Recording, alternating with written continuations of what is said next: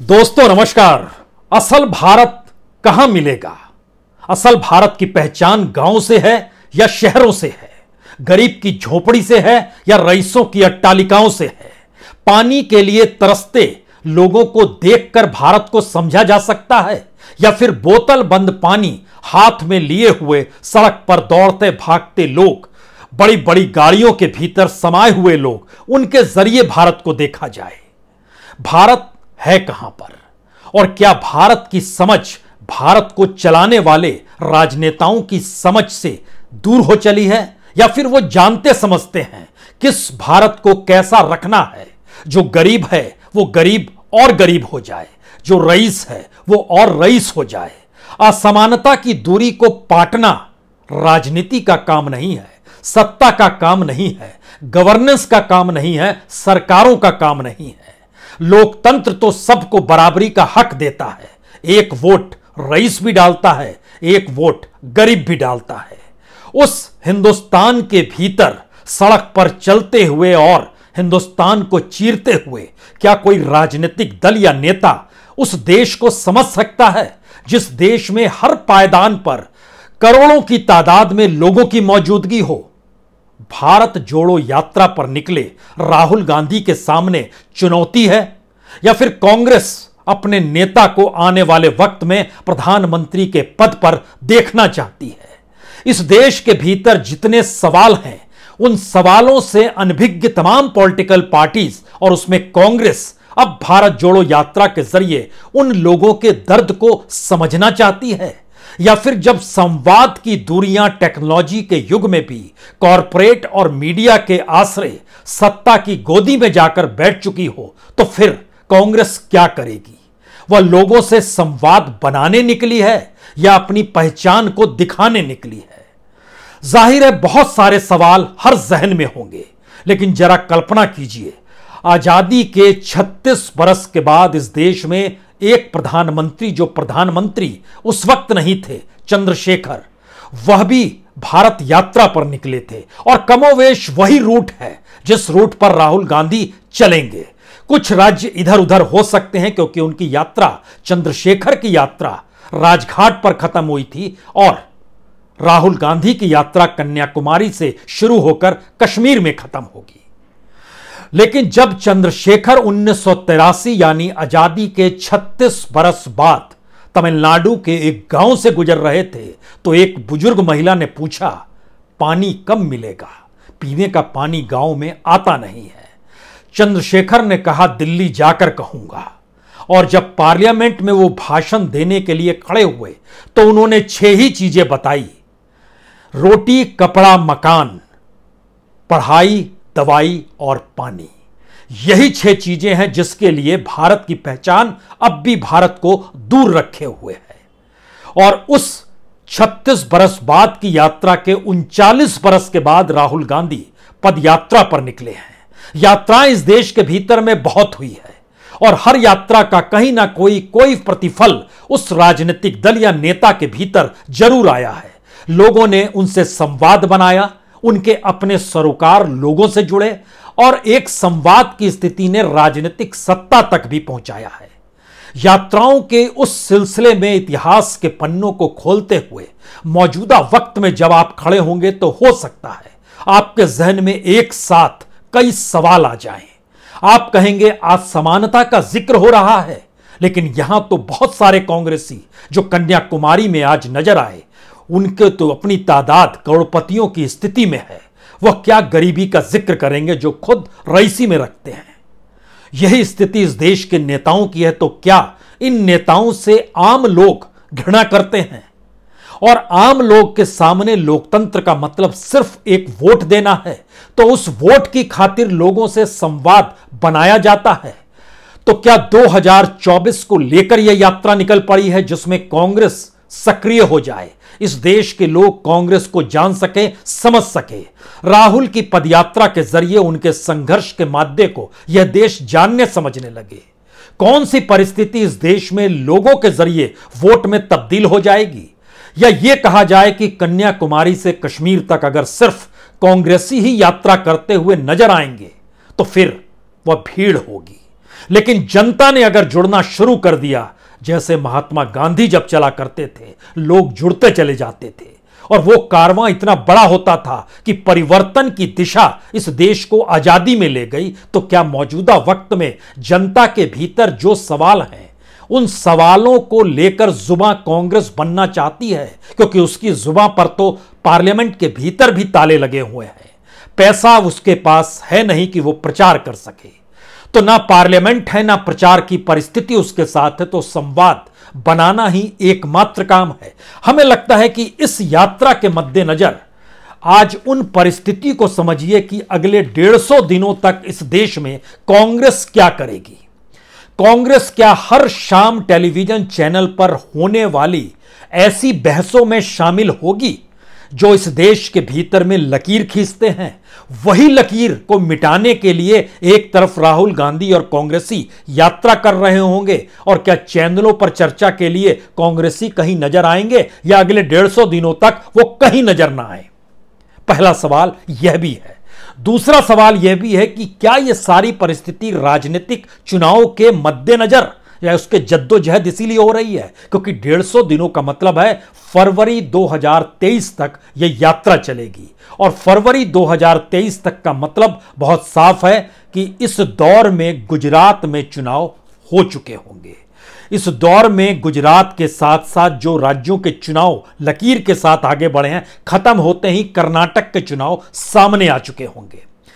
छत्तीसगढ़, मध्य प्रदेश, राजस्थान और तेलंगाना की तारीख तो हालांकि जनवरी 2024 है, तो इसका मतलब मानकर चलिए कि 2023 के आखिर में चुनाव होने हैं।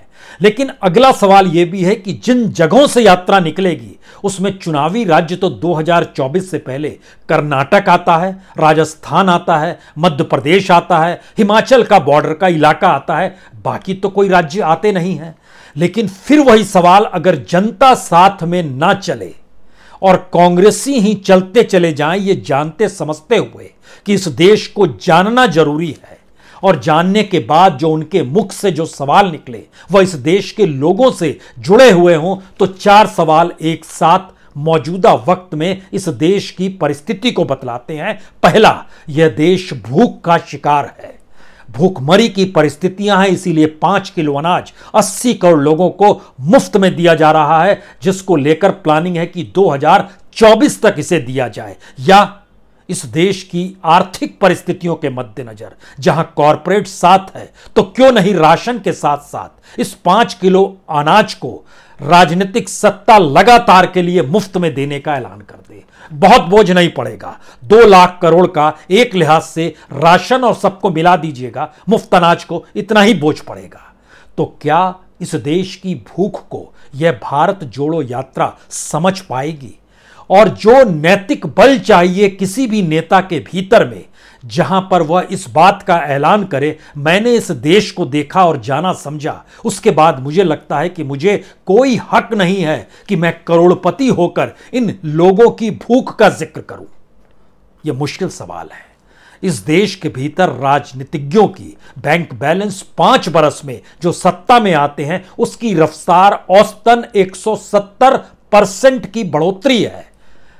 किसी किसी की 1000% तक बढ़ जाती है, लेकिन 170% की बढ़ोतरी 5 साल के भीतर में किसी नौकरी में नहीं होती है, किसी जगह पर नहीं होती है। और यह सारी कमाई वह है जो दिखाई देती है, ना दिखाई देने वाली कमाई अलग से है। उस बीच में यह राजनीति ने उन पगडंडियों को चुना है जिसके जरिए इस देश को जानना है। चुनाव के मद्देनजर अगला बड़ा सवाल है, इस देश के भीतर में जो छत्रपति जिनकी पहचान है, उसमें राजपूत हैं, जाट है, अहिर है, गुज्जर है, पटेल है, रेड्डी है, मराठा है, कुर्मी है, राव है, क्या सभी इस देश के भीतर इस ताकत के साथ खड़े हो सकते हैं कि हमें इस देश को बनाना है? और अब हम उस सोशल इंजीनियरिंग के दायरे में फंसेंगे नहीं, या अपनी जाति को लेकर राजनीतिक सत्ता को संभालना या सत्ता की मलाई खाने की दृष्टि से आगे बढ़ेंगे नहीं? क्या यह संभव है? संभव है इस देश को समझना, यह देश असल में क्या है। क्योंकि जब आप इतिहास के पन्नों को पलटते, और हमने जिक्र चंद्रशेखर का किया था, 1983 में इंदिरा गांधी को सत्ता से हटाने के लिए इस देश की यात्रा के लिए निकले थे, लेकिन 84 में असैसिनेशन इंदिरा गांधी का हो गया। लेकिन उसके बाद 6 बरस के बाद 1990 में चंद्रशेखर बहुत कम वक्त के लिए लेकिन प्रधानमंत्री बने। वह देश को जानते समझते थे और पार्लियामेंट में उस वक्त दिया गया भाषण, आजादी के वक्त के जो सवाल थे वही सवाल 1983 में थे और 1983 के बाद 2022 में भी लोगों की जिंदगी से जरूरत के सवाल कमोवेश वैसे ही हैं। लेकिन एक सवाल इसके समानांतर बड़ा हो चला है, क्या लोकतंत्र है, क्या संविधान है, क्या इस देश के संवैधानिक संस्थान हैं? जब इन सवालों का जिक्र होता है तो पहले यात्राओं के जरिए राजनीति को किस तरीके से मथा गया इसे भी समझ लीजिए। राजीव गांधी ने 1985 में कांग्रेस संदेश यात्रा निकाली थी। सेवा दल के चीफ उस समय तारिक अनवर होते थे और 4 दिशाओं से मुंबई, कश्मीर, कन्याकुमारी और नॉर्थ ईस्ट चारों जगहों से यात्रा निकली। 3 महीने तक यात्रा चली। दिल्ली के रामलीला मैदान में आकर एकजुट सभी हो गए और जब सत्ता चली गई राजीव गांधी की तो 1990 में उन्होंने भारत यात्रा निकालने की सोची और कहा हम रेलगाड़ी के दूसरे दर्जे यानी सेकंड कंपार्टमेंट में बैठेंगे, सेकंड क्लास के कंपार्टमेंट में, और उसमें सफर करेंगे और उसमें देश को नापेंगे और एक सरोकार बनाएंगे। राजनीतिक तौर पर चीजें सफल हो असफल हो, उनकी भी हत्या हो गई, वो शहीद हो गए। 1990 में कश्मीर को लेकर यात्रा मुरली मनोहर जोशी ने भी निकाली थी, एकता यात्रा, और उससे ठीक पहले एक इस देश के भीतर में सोमनाथ से अयोध्या तक की अडवाणी ने रथ यात्रा भी निकाली थी। भारत की राजनीति में यात्राओं का महत्व और इसके ठीक समानांतर जब आप राज्यों में आते हैं तो राज्यों के भीतर याद कीजिए एनटी रामाराव आंध्र प्रदेश में 82-83 में चैतन्य यात्रा निकाली थी और उसी आंध्र प्रदेश के भीतर 2003 में पदयात्रा राजशेखर रेड्डी ने निकाली। राजनीतिक जीत मिली, सत्ता मिली, लेकिन आकस्मिक मौत एक्सीडेंट में हुई। उसके बाद कांग्रेस से जो छटपट उनके अपने बेटे की शुरू हुई, जगन रेड्डी जो इस वक्त आंध्र प्रदेश के मुख्यमंत्री हैं, इन्होंने 2018 में यात्रा शुरू की, पदयात्रा।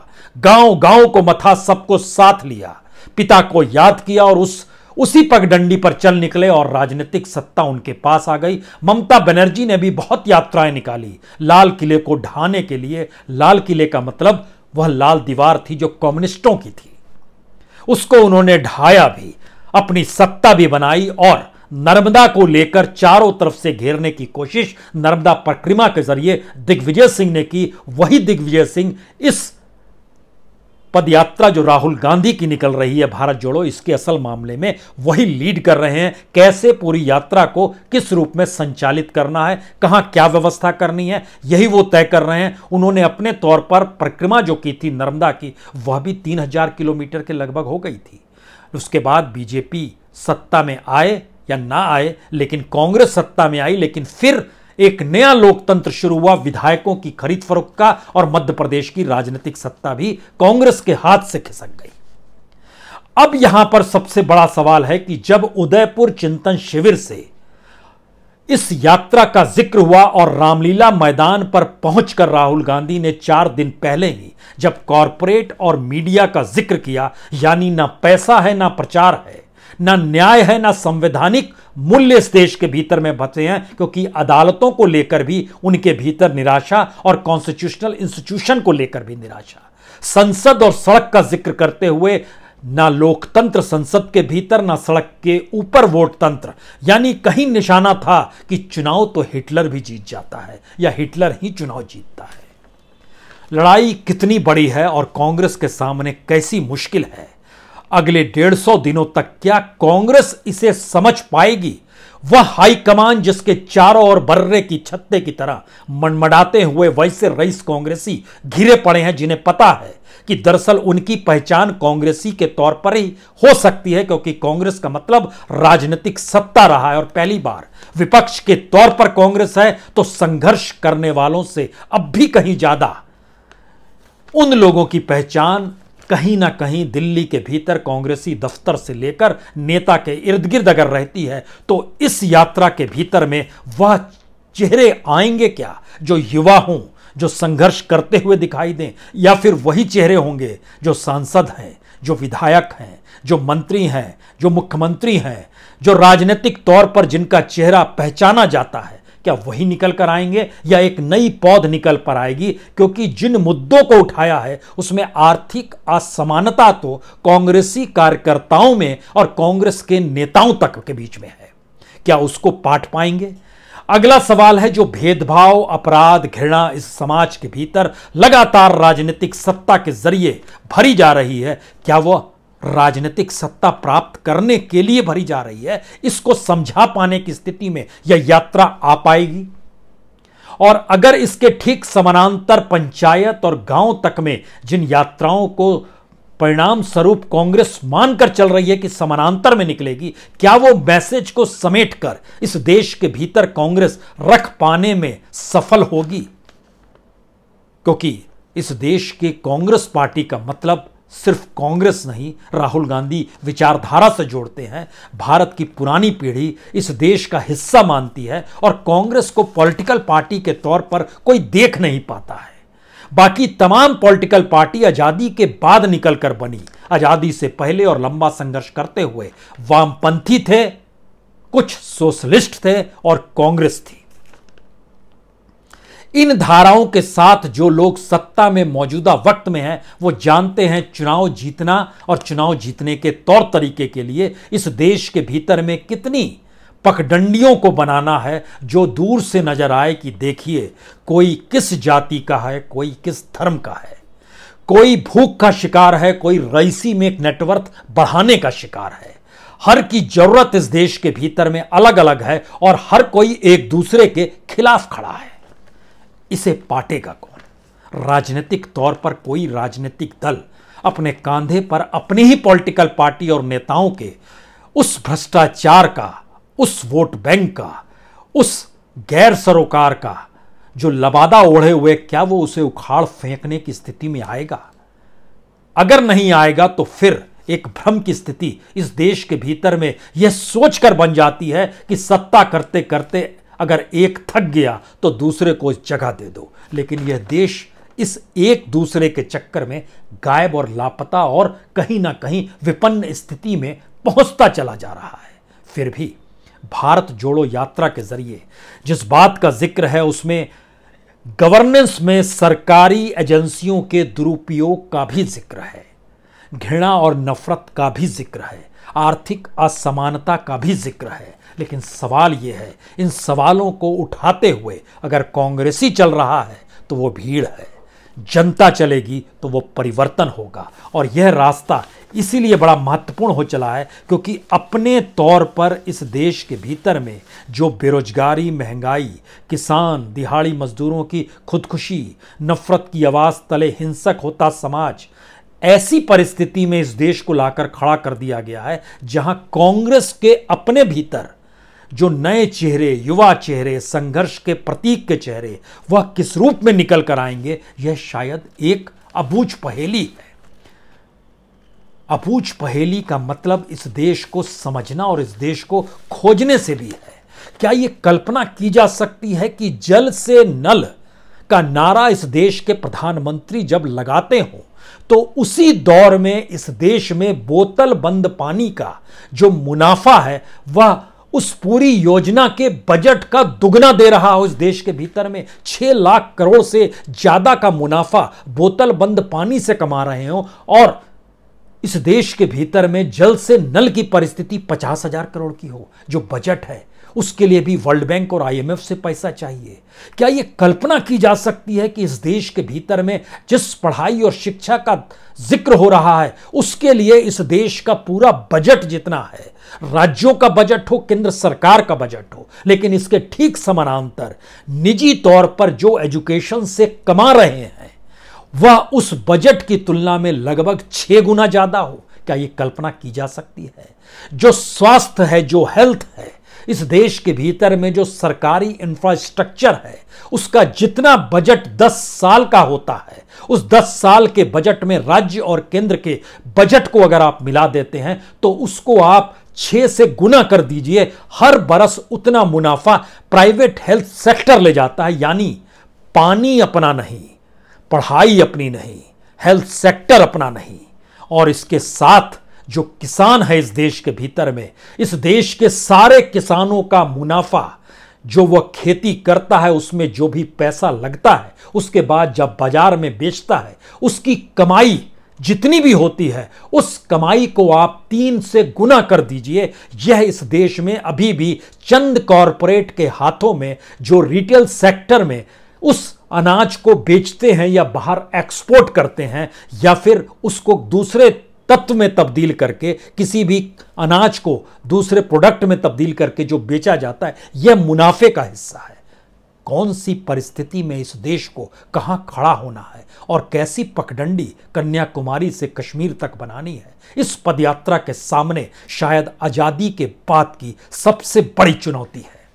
सवाल यह नहीं है कि नेहरू, इंदिरा, राजीव या सोनिया गांधी और उसके बाद राहुल के सामने सबसे मुश्किल वक्त है क्योंकि कांग्रेस सबसे कमजोर है। सवाल यह है कि आजादी के 75 बरस के बाद इस देश के सामने जो सवाल हैं, वो सवाल जिंदगी से जुड़े हुए हैं, विचारधारा से जुड़े हुए हैं, भावनाओं से जुड़े हुए हैं और इस जमी से जुड़े हुए हैं जिस जमी पर खड़े होकर वह जिक्र करता है कि वह जिंदा है। कल्पना के परे की परिस्थिति है इस देश के भीतर में। जो एनसीआरबी के डाटा भी आते हैं वो डराने वाले हो जाते हैं। इतनी बड़ी तादाद में लोग खुदकुशी कर लेते हैं, भूख से पीड़ित हैं। दुनिया में सबसे ज्यादा भूखे लोगों की तादाद भारत में, सबसे ज्यादा बेरोजगारों की तादाद भारत में, सबसे कम प्रति व्यक्ति आय भारत में। इन परिस्थितियों से रोंदते हुए हम जिक्र डेमोक्रेसी और कॉन्स्टिट्यूशन का जब करने निकलते हैं तो उसके ठीक समानांतर राष्ट्रवाद और धर्म भी आ जाता है। टकराना इन्हीं परिस्थितियों से है। सबको बांधना भी है, एक साथ लेकर चलना भी है। भारत जोड़ो यात्रा की चुनौती इस देश के सामने है। राहुल गांधी या कांग्रेस तो एक औजार है। इस देश को समझना है कि दरअसल ऐसी यात्राओं के जरिए क्या वाकई इस देश के जो मुश्किल हालात हैं, उन मुश्किल हालात से इन नेताओं को हम रूबरू करा सकते हैं। क्योंकि भारत के भीतर सत्ता में आकर इस देश को चलाने की परिस्थिति राजनीति के अलावे कोई दूसरा रास्ता छोड़ा ही नहीं है और राजनीति का पूरा तंत्र अपने तौर पर किसी माफिया की तर्ज पर चलता है। उस माफिया के दायरे में आप कैसे घुस पाएंगे, तो इन माफियाओं को संत बनाने की स्थिति में यह देश लेकर आएगा या इस देश के भीतर की यात्राएं जो हर दिल में चल रही है वो कौंध कर इस देश में वोट के लोकतंत्र को बदलने की दिशा में बढ़ जाएगी, यह भी एक सवाल है। पॉलिटिकल पार्टी हो या सिविल सोसाइटी हो, जन संगठन हो या इस देश के भीतर उठते हुए मुद्दे हो, सभी को एक साथ मथिए और इस देश के गांव और शहर, बेरोजगार और रईसी में समाये हुए लोग, बोतल बंद पानी और कुएं से भी ना पानी निकाल पाने की परिस्थिति के बीच जूझते हुए देश में भारत यात्रा का मतलब भारत को ही यह पाठ उस यात्रा को पढ़ाना है। इसीलिए सवाल कांग्रेस और राहुल का नहीं, इस देश का है। और इस देश ने जिस बार समझ लिया कि उसके कौन सी यात्रा निकालनी है और वो यात्रा की दिशा क्या होगी, तो बहुत परिवर्तन इस देश के भीतर आएगा। अन्यथा यह देश तो महंगाई को जानता है, रोज भोगता है, बेरोजगारी को जानता समझता है, भविष्य निधि का पैसा निकालकर जिंदगी जी रहा है, इसे बड़े बुजुर्ग जानते समझते हैं, नेता ही नहीं जानते थे। नेताओं ने अगर इस दौर में कमर कसी है तो कसी हुई कमर को अगले 150 दिनों में ढीला होते हुए भी हम ही आपको देखना है। और उसके बाद इस देश के भीतर उठते सवाल जिसमें 4 चीजें बड़ी महत्वपूर्ण हैं। पहला मीडिया है, दूसरा सुप्रीम कोर्ट है, तीसरी पार्लियामेंट है और चौथा इलेक्शन कमीशन है। चारों को पटरी पर ले आइए, देश समझ जाएगा। बहुत बहुत शुक्रिया, बहुत बहुत शुक्रिया।